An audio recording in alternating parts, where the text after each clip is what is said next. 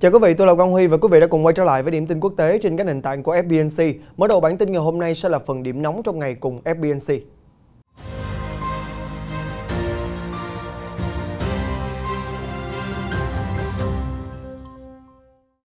Hôm nay 24 tháng 9, Tổng thống Mỹ Joe Biden sẽ chủ trì cuộc họp thượng đỉnh tại Nhà Trắng với lãnh đạo các nước thành viên nhóm Bộ Tứ Kim Cương Quad là Thủ tướng Nhật Yoshihide Suga, Thủ tướng Úc Scott Morrison và Thủ tướng Ấn Độ Narendra Modi.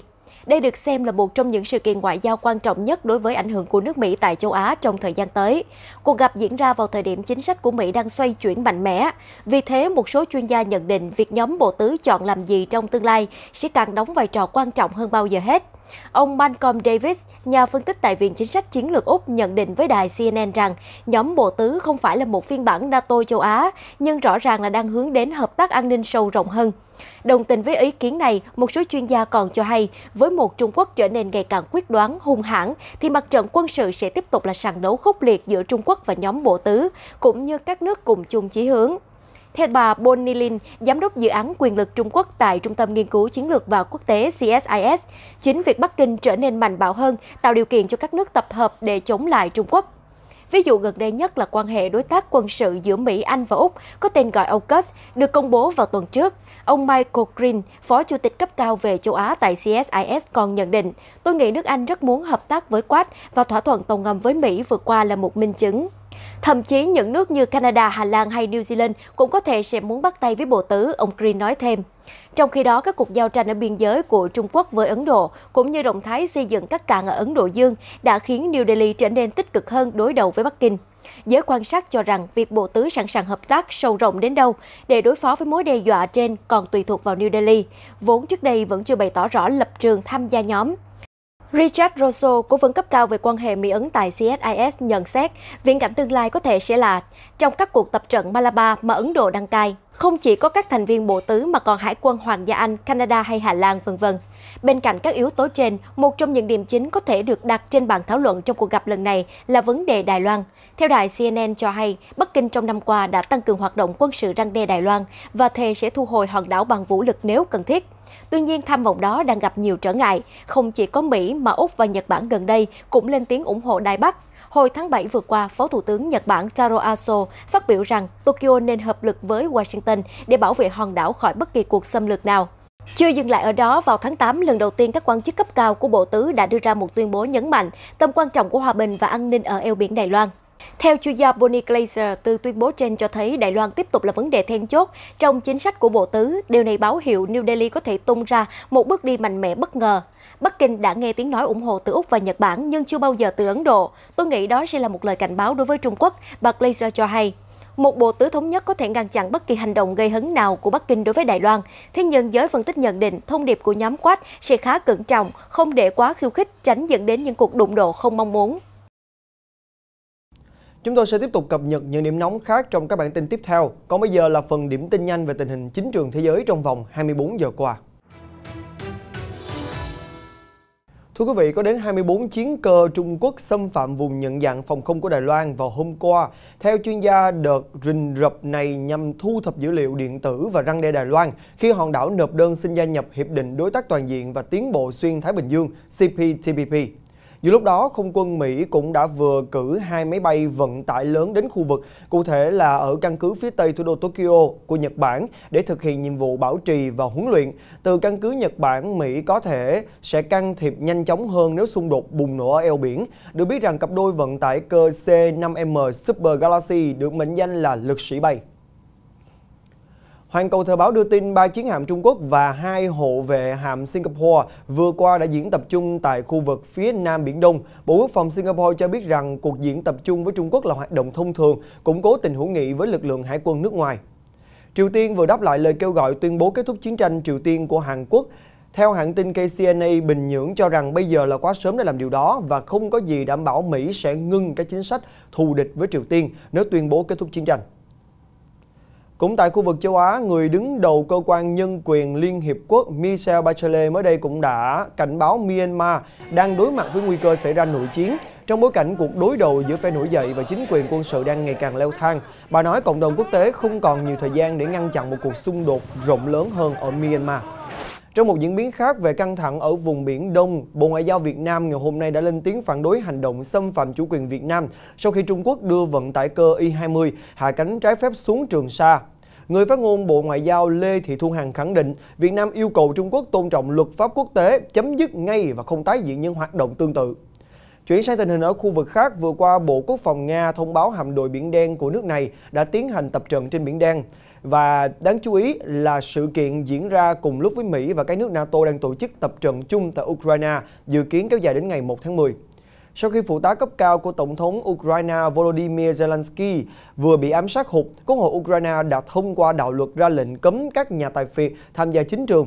Luật mới này cũng đưa ra các định nghĩa nhà tài phiệt là như thế nào, đồng thời trao quyền cho nhà chức trách chỉ định những cá nhân đáp ứng các tiêu chí. Các nhà tài phiệt sẽ bị cấm tài trợ cho các đảng phái chính trị hoặc là tham gia vào các hoạt động tư nhân hóa.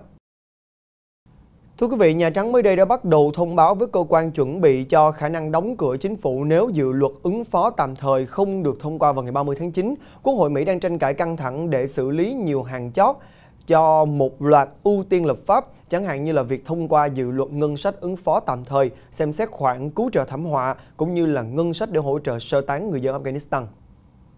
Cũng liên quan đến Afghanistan, một trong những nhân vật sáng lập Taliban mới đây cho biết họ sẽ áp dụng trở lại các vụ hành quyết trừng phạt hà khắc của Afghanistan. Theo ông Nuruddin Turabi, việc thực hiện các vụ hành quyết và trừng phạt như là chặt tay có thể không diễn ra trước công chúng như trước đây.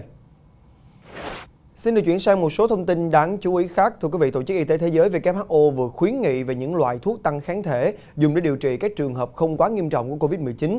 Đó là hai loại Casirivimab và Imdevimab. Tuy nhiên, thì việc phân phối thuốc tới các quốc gia đang phát triển vì thuốc khá đắt và nguồn cung hạn chế. Hôm thứ Năm 23 tháng 9, Nga cũng đã ghi nhận 820 ca tử vong liên quan đến Covid-19 trong vòng 24 giờ, phá vỡ kỷ lục được thiết lập vào ngày 24 tháng 8 vừa qua, khiến cho nhà chức trách nước này phải lên tiếng cảnh báo rằng dịch bệnh đang quay trở lại và lây lan một cách nhanh chóng. Trong khi đó, tính đến ngày 23 tháng 9, biến thể Delta đã lây nhiễm cho tổng cộng 6.503 người ở Campuchia, con số tăng liên tục trong một tuần gần nhất. Thủ đô Phnom Penh vẫn ghi nhận số ca nhiễm nhiều nhất, sau đó là Siem Reap và 7 tỉnh giáp với Thái Lan. Một số tin nóng khác, các trường đại học lớn của Nhật Bản, bao gồm cả những trường có quan hệ chặt chẽ với Trung Quốc, đang tiến hành thắt chặt kiểm tra lý lịch đối với sinh viên nước ngoài muốn theo học chuyên ngành về công nghệ, cả dân sự và quân sự. Đây là nỗ lực để giữ thông tin nhạy cảm không bị chuyển ra khỏi Nhật Bản. Tại Mỹ, một vụ xả súng bất ngờ xảy ra tại một siêu thị ở Tennessee hôm qua ngày 23 tháng 9, khiến ít nhất 12 người bị thương và 1 người thiệt mạng. Kẻ nổ súng được cho là hành động một mình, được tìm thấy đã chết do các vết thương tự gây ra cho bản thân tại khu vực đổ xe bên ngoài siêu thị. Nhà chức trách chưa đưa ra lý giải nào về động cơ của kẻ gây án. Một nhóm nhà khoa học Trung Quốc vừa đăng bài nghiên cứu cho rằng Covid-19 xuất hiện ở Mỹ từ tháng 9 năm 2019. Trong bản thảo khoa học chờ bình duyệt của Học viện Khoa học Trung Quốc, nhóm nhà nghiên cứu nước này cho biết đã sử dụng dữ liệu công khai từ chính phủ Mỹ để đưa ra nhận định, song kết luận này bị đánh giá là chưa thỏa đáng. Mới đây tại Hạ viện Anh, nghị sĩ công đảng Stella Creasy đã điệu đứa con vừa mới chào đời của mình trước ngực để tranh luận và yêu cầu tổ chức một cuộc họp gồm các nhà lập pháp từ tất cả các bên để bàn về luật nghỉ thai sản. Lãnh đạo Hạ viện đã chúc mừng bà về việc mới hạ sinh một đứa bé kháu khỉnh nhưng không hề đề cập gì đến luật nghỉ thai sản mà bà Creasy muốn tranh luận. Tiếp tục chương trình sẽ là một số thông tin kinh tế. Thưa quý vị, Ủy ban châu Âu đã tiếp tục đề xuất một dự luật về sạc di động chung của EU, máy tính bảng và tai nghe áp dụng trên cả khối. Và theo đề xuất của Ủy ban, cổng sạc USB-C sẽ trở thành cổng tiêu chuẩn cho tất cả các thiết bị điện tử. Bộ sạc cũng sẽ được bán riêng với các thiết bị điện tử. Theo Reuters, giá khí đốt tự nhiên tăng vọt trên khắp châu Âu có thể sẽ cản trở sự phục hồi của nền kinh tế Tây Ban Nha. Và các nhà phân tích cho rằng Tây Ban Nha đặc biệt chịu ảnh hưởng của việc tăng giá này là nước này phải chịu nhiều mức thuế khác nhau từ nhiều quốc gia. Tại Nhật Bản, nhà máy điện hạt nhân Fukushima Daiichi đã vừa phát hiện thêm 5 bộ lọc khí thải bị lỗi. Trước đó, nhà máy này cũng đã tìm thấy 24 bộ lọc bị hỏng vào tháng 8. Mặc dù chất phóng xạ có thể sẽ được phát hiện ở đầu ra của bộ lọc bị hỏng, thế nhưng thiệt hại không ảnh hưởng lắm đến môi trường. Tại Mỹ, trong một cuộc phỏng vấn với Reuters, Bộ trưởng Thương mại Gina Raimondo đã nói rằng quyết định của chính quyền ông Biden về việc dỡ bỏ các hạn chế đi lại quốc tế vào đầu tháng 11 sẽ là một động lực cho nền kinh tế Mỹ, đặc biệt là đối với các địa điểm du lịch như ở New York. Còn bây giờ từ khóa đáng chú ý với hơn 500.000 lượt tìm kiếm đó chính là Linda Evangelista, cứu siêu mẫu 56 tuổi người Canada. Cô từng thuộc hàng top trên sàn diễn và trang bìa tạp chí thời trang trong thập niên 90. Mới đây, Linda Evangelista đã đệ đơn kiện một công ty thẩm mỹ 50 triệu đô la Mỹ vì khiến cô bị biến dạng cơ thể, lâm vào tình cảnh phải sống ẩn dật trong nhiều năm. Reuters vừa đưa tin Linda Evangelista đệ đơn lên tòa án liên bang New York hôm 21 tháng 9. Cô kiện một công ty thẩm mỹ về tội cẩu thả, quảng cáo gây hiểu lầm và cáo buộc công ty không cảnh báo khách hàng về những tác dụng phụ có thể xảy ra. Cùng với đó, siêu mẫu yêu cầu bồi thường 50 triệu đô la Mỹ vì bị mất thu nhập và đau khổ về mặt tinh thần. Hiện cô đang thất nghiệp cũng như không kiếm được gì từ nghề người mẫu kể từ năm 2016. Bài đăng của Linda Evangelista nhanh chóng nhận được sự ủng hộ nồng nhiệt từ các siêu mẫu, người nổi tiếng và các bác sĩ chuyên ngành phẫu thuật thẩm mỹ. Tuy nhiên, phía công ty thẩm mỹ hiện chưa đưa ra bất cứ một bình luận nào về vụ việc. Được biết, Evangelista bắt đầu gây chú ý của truyền thông khi tham gia vào cuộc thi sắc đẹp Miss Teen Niagara vào năm 1978. Sau đó, thì cô chuyển tới Mỹ và bắt đầu sự nghiệp người mẫu. Vào năm 1996, cô được tạp chí Times bình chọn là một trong những huyền thoại của sàn catwalk hiện đại. Quý vị đang cùng theo dõi chương trình Điểm tin quốc tế và quý vị thân mến, quý vị đã bao giờ từng mơ ước được một lần bay cùng với những chú chim chưa ạ? Vâng ạ, và một phi công tàu lượn người Pháp đã có những chuyến bay thú vị như vậy cùng với những chú ngỗng thân yêu của mình. Mời quý vị cùng theo dõi.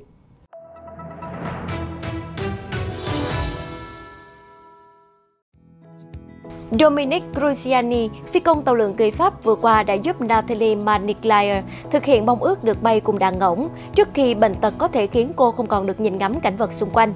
Hoàn thành chuyến hành trình ấn tượng, Maniclaire đã rất xúc động đến mức cô ôm chầm lấy người thân và khóc nức nở. Thật là kỳ diệu, được nhìn thấy và bay cùng đàn ngỗng quả thật là tuyệt vời, cô Maniclaire chia sẻ. Cô cho biết vì một căn bệnh bẩm sinh nên cô chỉ có thể nhìn thấy với một bên mắt. Tôi đang tận dụng mọi cơ hội để nhìn ngắm thế giới xung quanh trước khi không còn có thể. Cô Maniclaire xúc động nói. Còn về chàng phi công Cruciani, với ý tưởng bay cùng các loài chim, từ một lần được thuê làm phi công trong bộ phim tài liệu về sự di cư của loài chim, anh đã nảy ra ý tưởng biến trải nghiệm đó thành một dự án giúp mọi người gần gũi hơn với thiên nhiên. Công ty của Cruciani tính phí khoảng 526 đô la cho một chuyến bay cùng đàn ngỗng mà anh tự huấn luyện. Cruciani là một phi công giàu kinh nghiệm, anh đã huấn luyện đàn ngỗng bay cùng mình trong gần 1 năm.